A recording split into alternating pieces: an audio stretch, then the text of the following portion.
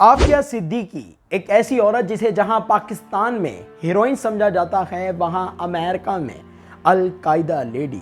एक ऐसी पढ़ी लिखी खातून जो पिछले तकरीबन 20 सालों से कैद में है। एक ऐसी पाकिस्तानी जिसको अमेरिका की कैद से छुड़ाकर पाकिस्तान लाने के वादे तो हर सियासी जमात, हर बड़े से बड़े सियासतदान ने किए, लेकिन कोई इसे पूरा ना कर सका। आफिया सिद्दीकी एक ऐसा नाम जिससे शायद हर पाकिस्तानी वाकिफ है, लेकिन बहुत ही कम लोग ये जानते हैं कि हकीकत में आफिया सिद्दीकी है कौन, इनका केस क्या है, ये क्यों अमेरिका की कैद में है और क्या ये पाकिस्तान आ भी सकती हैं या नहीं। तो चलें आज की इस वीडियो में इन तमाम सवालात के जवाबात को जानते हैं, आफिया सिद्दीकी के केस को समझते हैं।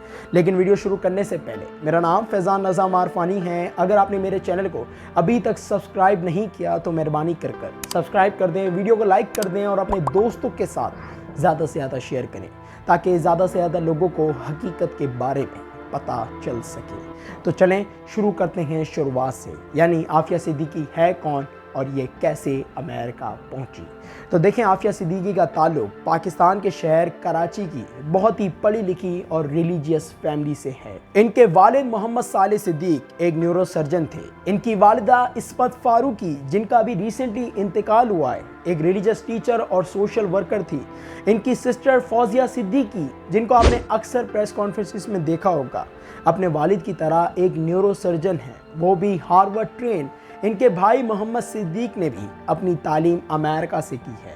अब आफिया सिद्दीकी पर आएँ तो ये भी अपने भाई बहनों, अपने वालिद की तरह आला तालीम के लिए 1990 में अमेरिका पहुंच गई और यहाँ से शुरुआत हुई एक ऐसे सफ़र की जो कि शुरू में तो इनामों और कामयाबी से भरा हुआ था, लेकिन बाद में इल्ज़ामों और अदालतों के चक्रों पर जा पहुंचा। अब ये सफ़र कुछ इस तरह शुरू हुआ कि सबसे पहले इन्होंने अमेरिका के स्टेट टेक्सास में वाक़ यूनिवर्सिटी ऑफ ह्यूस्टन में एडमिशन लिया और सिर्फ एक साल में ही इनकी परफॉर्मेंस की वजह से इन्हें दुनिया की नामवर यूनिवर्सिटी MIT की फुल स्कॉलरशिप ऑफ़र की गई, जिसके बाद इन्होंने अपनी बैचलर्स की डिग्री जो कि बायोलॉजी में थी, ये याद रखिएगा, वहाँ पर कंटिन्यू की। इनका सफ़र MIT में जो कि 1995 में जाके ख़त्म हुआ था, काफ़ी खूबसूरत था।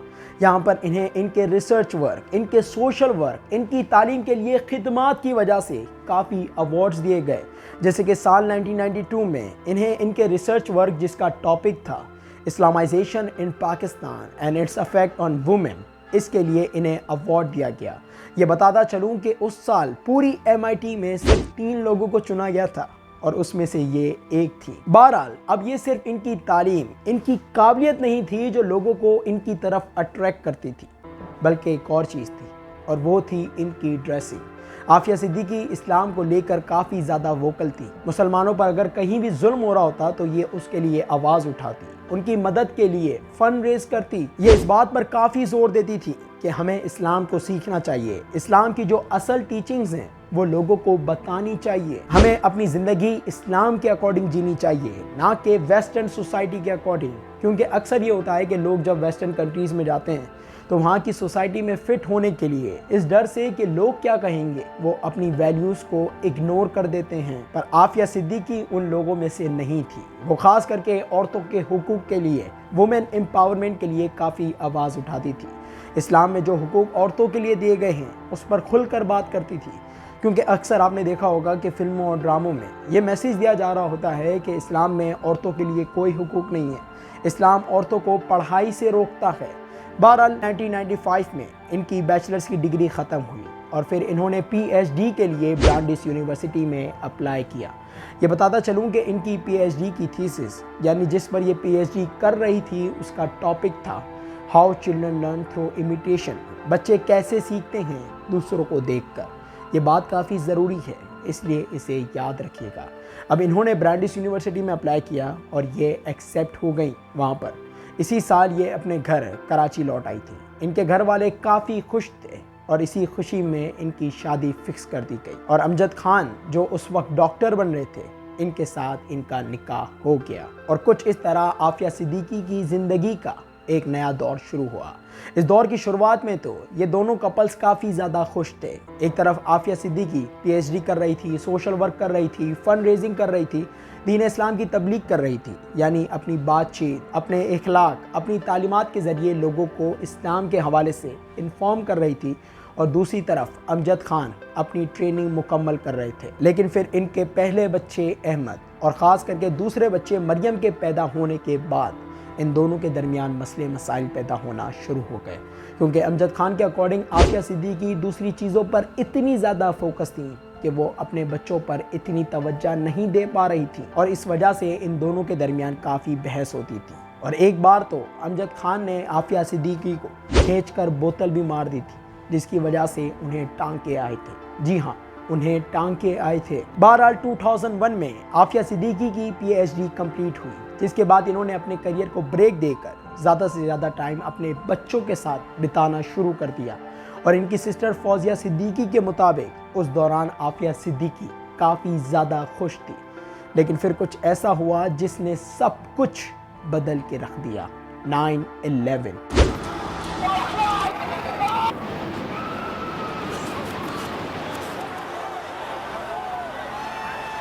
کیونکہ اس کے بعد امریکہ میں رہنے والے مسلمانوں کو، خاص کر کے اگر کوئی داڑھی والا مرد ہوتا، کوئی حجاب والی عورت ہوتی، تو اسے بری نظروں سے دیکھا جانے لگا۔ ہر وہ شخص جو اسلام کو لے کر ایکسپریسو تھا، اسے ایکسٹریمسٹ یا ٹیررسٹ سمجھا جانے لگا۔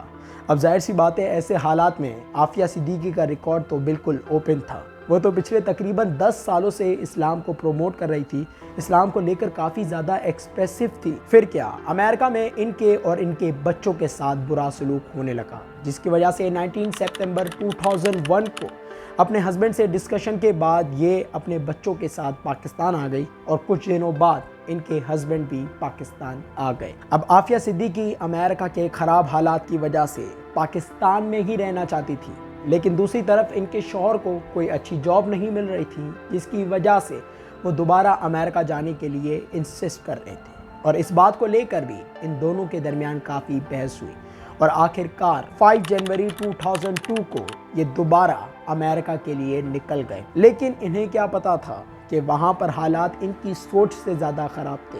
ایف بی آئی ان کے حوالے سے لوگوں سے سوال جواب کر رہی تھی، کیونکہ جیسا کہ میں نے آپ کو بتایا کہ عافیہ صدیقی کافی مشہور تھی۔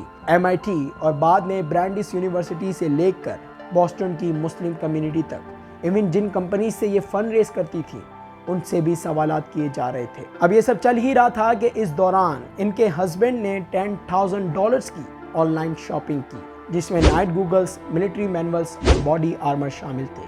اب FBI جو پہلے ہی ان کو کلوزلی مانیٹر کر رہی تھی، اس کے بعد فوراً سوالات کے لیے ان کے گھر پر پہنچ گئی کہ بھائی یہ کیوں خریدا ہے، جس کے جواب میں ان کے ہسبینڈ نے کہا کہ یہ میں نے پاکستان میں شکار کے لیے خریدا ہے، اور ان کے شک کو دور کرنے کے لیے انہوں نے یہ چیزیں واپس بھی کر دیں۔ پر کسی کا شک دور کرنا اتنا آسان ہے کیا؟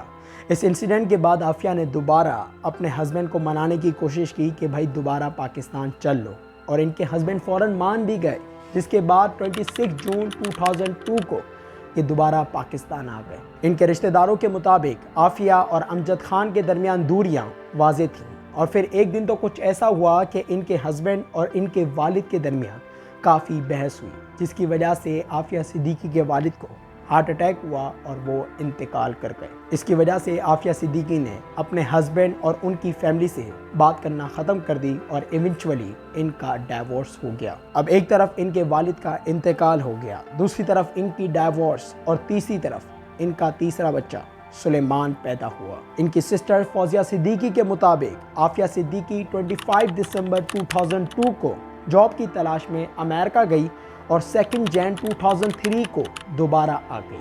اب یہ جو 7 دنوں کی ٹرپ ہے نا، اسے آپ یاد رکھیے گا۔ بہرحال جنوری نکلا، فیبروری نکلا، اور مارچ آ گیا، وہ مہینہ جس میں بہت کچھ ہوا۔ سب سے پہلے 1 مارچ 2003 کو پاکستان اتھارٹیز اور CIA نے مل کر پاکستان میں ایک ریڈ ماری، جس میں انہوں نے 9/11 کا منصوبہ بنانے والے خالد شیخ محمد کو گرفتار کر لیا، اور یہ کہا گیا کہ انہوں نے انٹیروگیشن کے درمیان عافیہ صدیقی پر یہ الزام لگایا ہے کہ وہ القاعدہ کی ممبر ہے، جس کے بعد 25 مارچ 2003 کو FBI نے گلوبل الرٹ ایشو کر دی عافیہ صدیقی اور ان کے ہسبینڈ کے نام کی۔ اب عافیہ صدیقی جو کہ اپنے 3 بچوں کے ساتھ، جس میں سے ایک بچہ تو صرف اور صرف 6 مہینے کا تھا، کراچی سے اپنے انکل سے ملنے کے لیے اسلام آباد جا رہی تھی اور راستے میں سے ہی وہ غائب کر دی گئی۔ اب یہ جو مارچ 2003 میں غائب ہوئی، تقریباً 5 سال بعد، جی ہاں 5 سال بعد 17 جن 2008 کو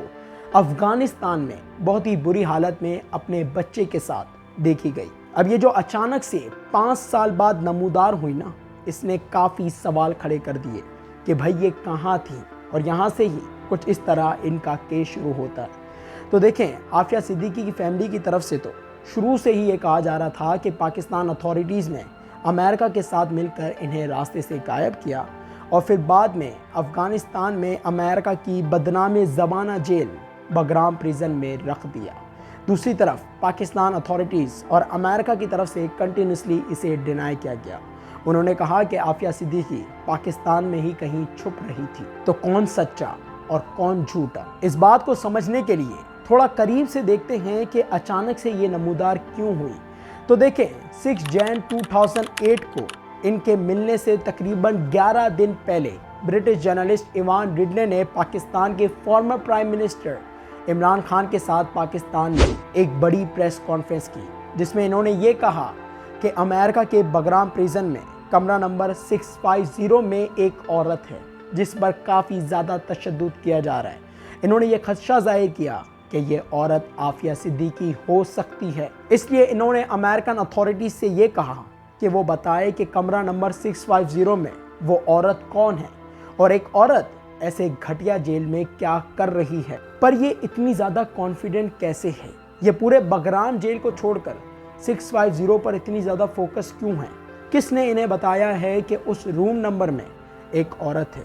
تو دیکھیں، یہ کہانی ان لوگوں نے ہی بتائی جو کبھی وہاں پر ہوا کرتے تھے۔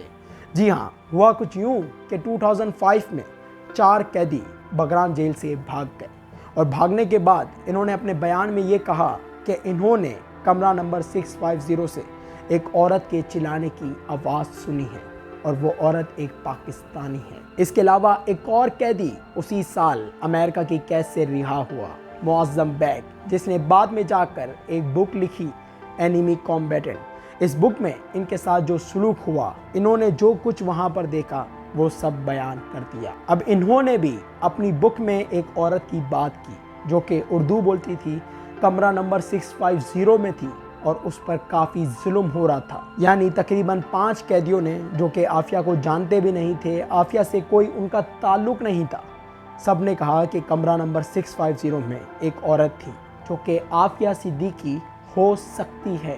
In 2005, the same year that I was released from Guantanamo, 4 people escaped from Bagram.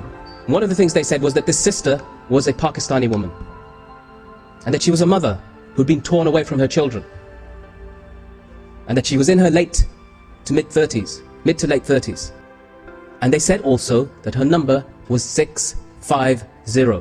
بہرحال second side of the story دیکھیں تو عافیہ صدیقی کے ایکس ہسبینڈ امجد خان کے مطابق انہوں نے 2003 سے 2008 کے درمیان 2 بار عافیہ صدیقی کو دیکھا، ایک بار 2003 میں ایئرپورٹ پر اور دوسری بار 2005 میں کراچی کے ٹریفک میں۔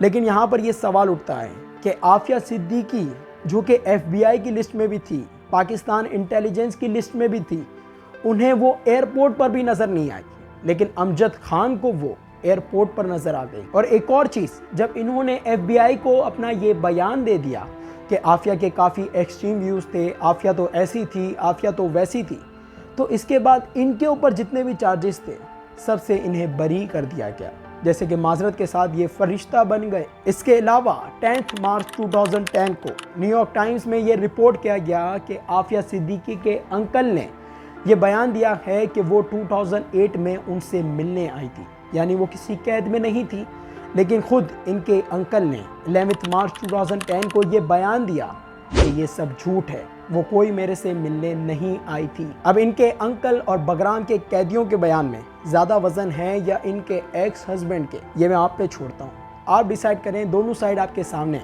کہ کون سچ بول رہا ہے اور کون جھوٹ۔ امید کرتا ہوں کہ یہاں تک شروع سے لے کر میں نے جو باتیں کی ہیں وہ آپ کو صحیح سے سمجھ میں آ گئی ہوں گی۔ اگر کچھ بھی کنفیوژن ہو تو میں کہوں گا کہ اس پارٹ کو دوبارہ دیکھ لیں، تاکہ آگے آنے والا جو پارٹ ہے اس میں جو باتیں ہوں گی وہ آپ کو صحیح سے سمجھ میں آ سکے۔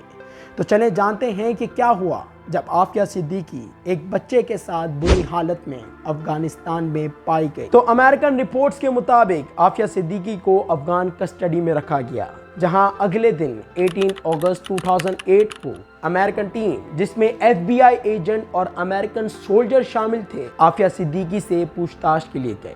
اب اس کے آگے جو بولا گیا ہے نا اسے غور سے سنے گا۔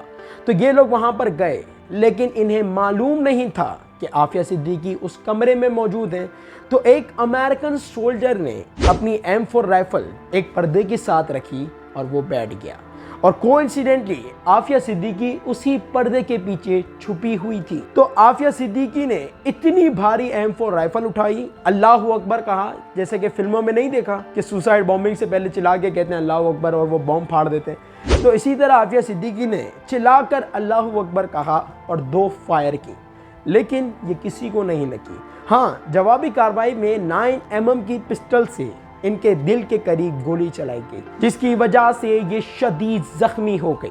لیکن ابھی بھی کہانی باقی ہے۔ زخمی ہونے کے باوجود بھی انہوں نے امریکن سولجرز کے ساتھ زور زبردستی کی، اور بے ہوش ہونے سے بس کچھ وقت پہلے انہوں نے کہا کہ میں امریکنز کو مارنا چاہتی ہوں، اور یہ کہتے ہی بے ہوش ہو گئی۔ اب اس میں کتنا سچ ہے کتنا جھوٹ ہے یہ تو ہم جان لیں گے۔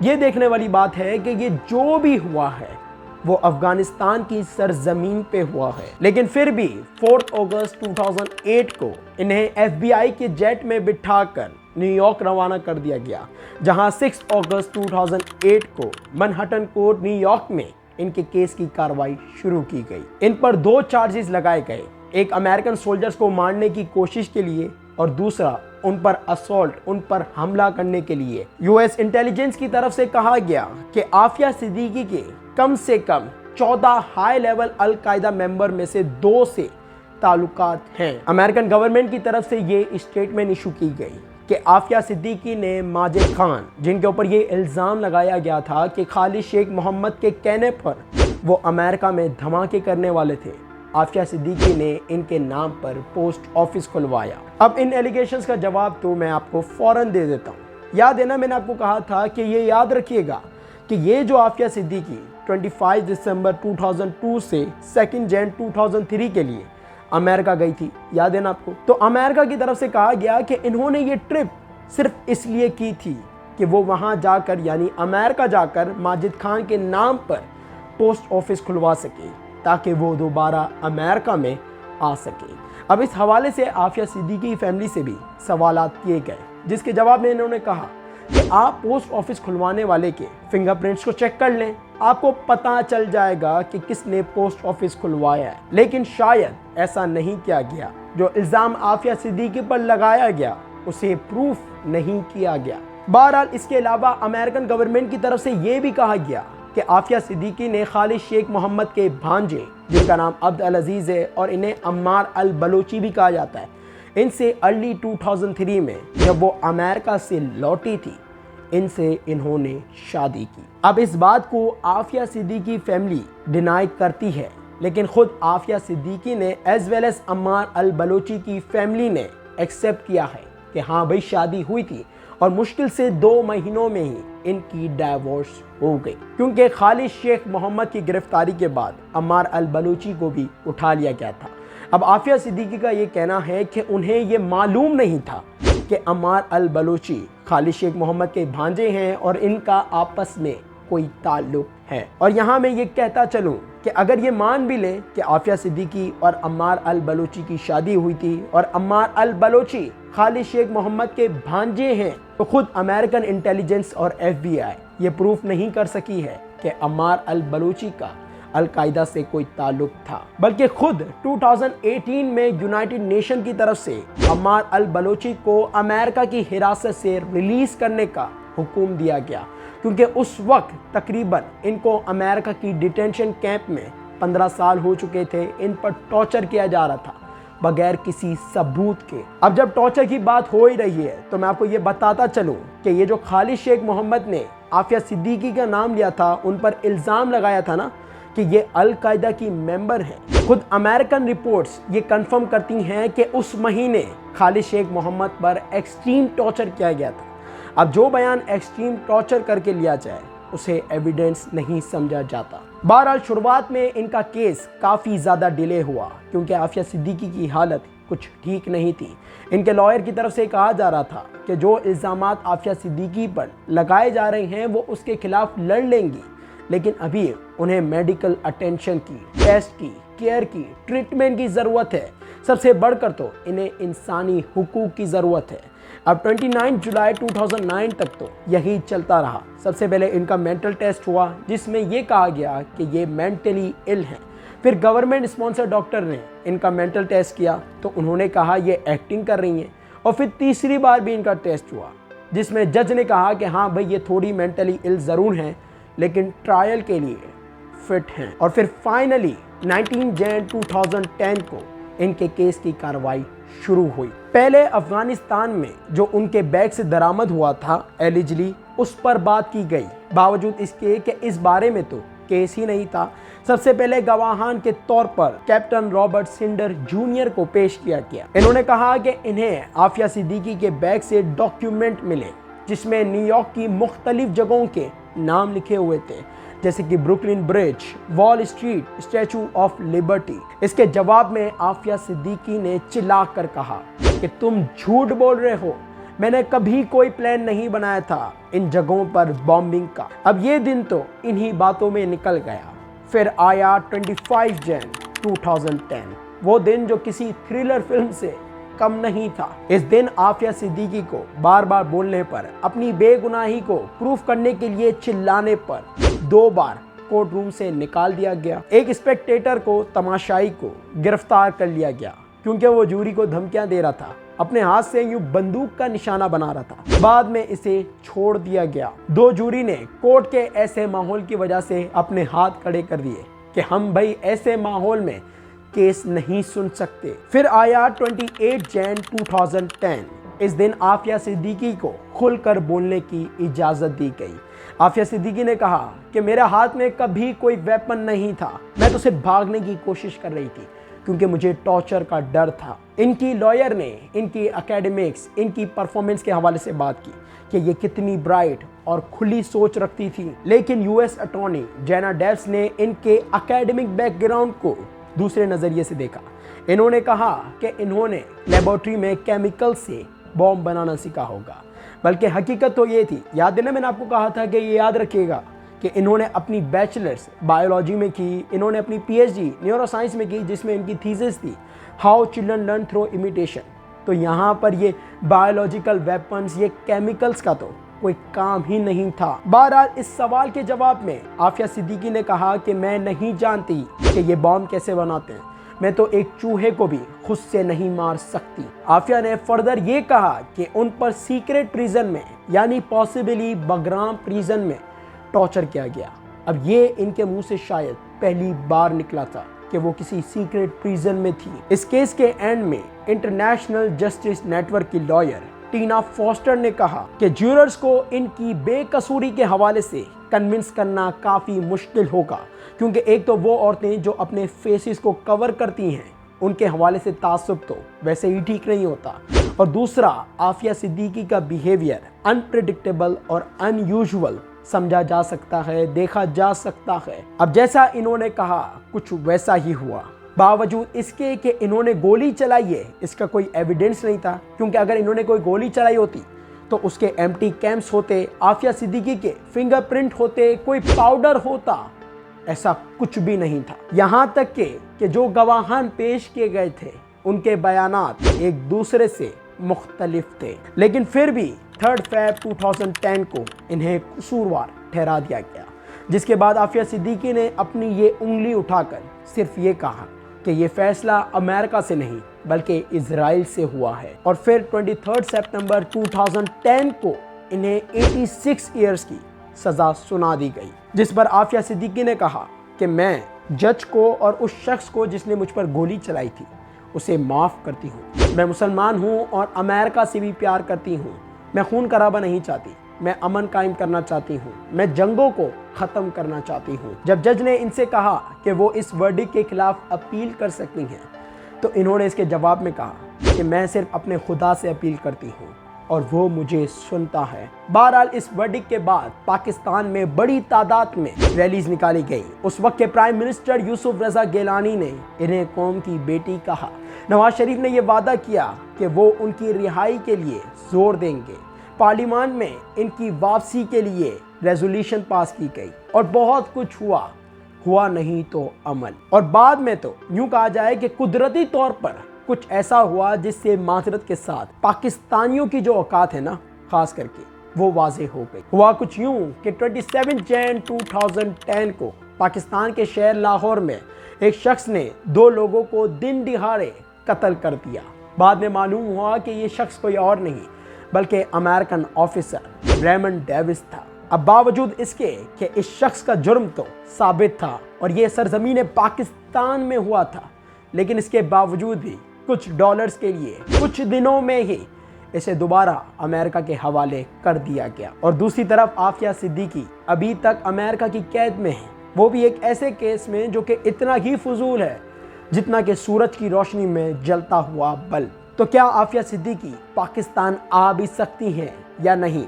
تو دیکھیں ابھی ریسنٹلی تقریباً 20 سالوں بعد عافیہ صدیقی کی سسٹر فوزیہ صدیقی کو ان سے ملنے کی اجازت دی گئی، جس کے بعد وہ سینیٹر مشتاق احمد اور برٹش لائر کلائیو اسٹیفورڈ جو کہ اس سال کے پہلے مہینے میں ہی عافیہ صدیقی سے ملے تھے، یہ سارے مل کر عافیہ صدیقی سے ملاقات کے لیے گئے، اور ان سب کے مطابق عافیہ صدیقی کے آگے کے دانت ٹوٹ چکے ہیں، جگہ جگہ انجریز ہیں، اور عافیہ صدیقی کی صرف یہی فریاد ہے کہ مجھے اس جہنم سے نکالو۔ اب کلائیو اسٹیفورڈ کی طرف سے کہا جا رہا ہے کہ عافیہ صدیقی کی رہائی ممکن ہے، صرف پاکستانی اتھارٹیز کو اور پاکستان کے لوگوں کو تھوڑا پریشر بنانا پڑے گا، کوئی ایکسچینج آفر دینی پڑے گی، جیسے کہ شکیل آفریدی کے ایکسچینج میں عافیہ صدیقی، کیونکہ اگر ایسا نہیں کیا گیا بہت جلد تو شاید بہت دیر ہو جائے۔ یہیں پر ہی اپنی ویڈیو کو اینڈ کرتا ہوں۔ ان دا اینڈ آپ سے پوچھتا ہوں، آپ کو کیا لگتا ہے ان تمام چیزوں کے حوالے سے؟ کیا عافیہ صدیقی بے قصور ہے؟ کیا عافیہ صدیقی دوبارہ پاکستان آ سکتی ہیں؟ اپنی رائے کمنٹ سیکشن میں ضرور دیں۔ ویڈیو اچھی لگی ہو تو ویڈیو کو لائک کرنا اور چینل کو سبسکرائب کرنا نہ بھولیے گا۔ اللہ حافظ۔